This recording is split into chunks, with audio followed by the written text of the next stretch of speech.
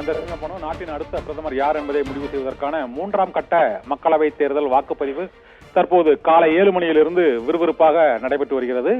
இதில் ஒட்டுமொத்தமாக அந்த 11 மாநிலங்களிலும் உள்ள 92 தொகுதிகளிலும் நடைபெறும் அந்த வாக்குப்பதிவு சதவீதமானது 10.57% என்ற அளவுக்கு இன்று காலையிலிருந்தே விறுவிறுப்பாக நடைபெற்று வருகிறது.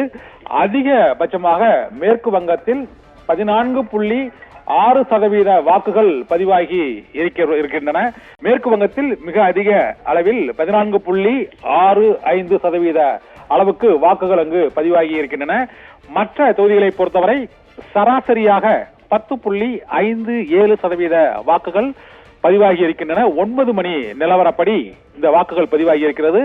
அசாம் மாநிலத்தை பொறுத்தவரை 10.52, கர்நாடக மாநிலத்தில் நடைபெறும் 14 மக்களவை தொகுதிகளில் 9.45% வாக்குகள் கர்நாடக மாநிலத்தில் பதிவாகி இருக்கின்றன. இதுபோல 9 மணி நிலவரப்படி ஒட்டுமொத்தமாக அனைத்து மாநிலங்களின் வாக்குப்பதிவு நிலவரங்கள் தற்போது வெளிவர தொடங்கி இருக்கின்றன. அதில் பீகாரில் 10.03, சத்தீஸ்கரில் 13.24%, கர்நாடகாவில் 9.45%, மத்திய பிரதேசத்தில் 14.22% வாக்குகள் பதிவாகி இருக்கின்றன.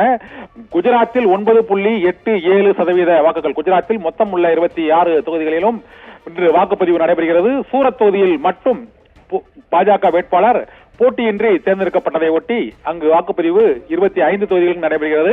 9.87% வாக்குகள் குஜராத்தில் பதிவாகி இருக்கின்றன. தாமன் அண்ட் டையூ ஆகிய அந்த யூனியன் பிரதேசத்தில் தாத்ரா நகர் ஹவேலி மற்றும் டையூ அண்ட் டாமன் என்ற அந்த யூனியன் பிரதேசத்தில் 10.13% வாக்குகள் பதிவாகி இருக்கின்றன.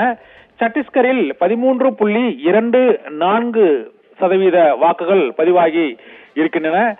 மத்திய பிரதேசத்தில் மிகவும் குறைந்தபட்சமாக 6.64% வாக்குகளே பதிவாகி உள்ளதாக தற்போது தகவல் வந்திருக்கிறது. இந்த 3ஆம் கட்ட தேர்தலில் 9 மணி நிலவரப்படி மத்திய பிரதேசத்தில் மிகவும் குறைந்தபட்சமாக 6.64%, மேற்கு வங்க மாநிலத்தை பொறுத்தவரை 14% தாண்டி 15% அளவுக்கும் வாக்குகள் பதிவாகி இருக்கின்றன. மற்ற மாநிலங்களை பொறுத்தவரை சராசரியாக 10.57% வாக்குகள் பதிவாகி இருக்கின்றன.